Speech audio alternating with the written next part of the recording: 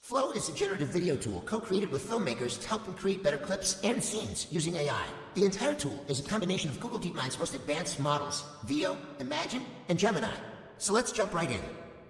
This is the project view where all of your projects live. It's really easy to scroll and look through everything you're working on. When you click into a project or start a new one, all of your generations for this project will appear as you make them. Let's focus here on the prompt box. By default, it is set to text to video. You can type something in and you'll get a video back.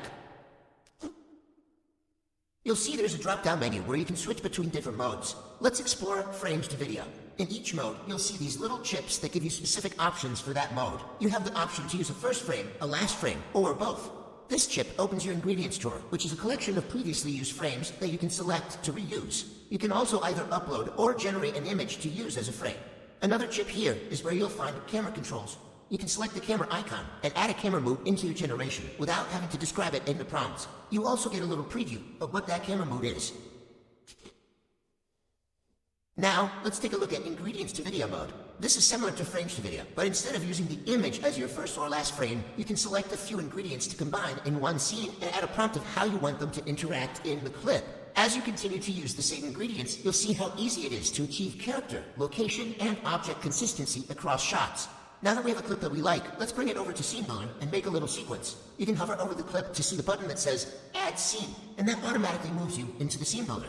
Here we are in the Scene Builder, where you can put multiple clips together to create a scene. Let's take a look at some of the ways you can do that. This feature is called Jump To. It uses the power of Gemini to understand how your previous clip ended, to seamlessly generate the next one in the sequence, guided by your prompt. You can use these handles here to trim the clips in your scene.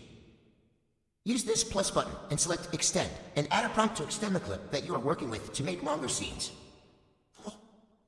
There's another plus button here above the playhead, which allows you to save a frame for later in case you want to generate more clips starting or ending with that frame. Once you have all of your clips generated, you can also rearrange them in the sequence with this button.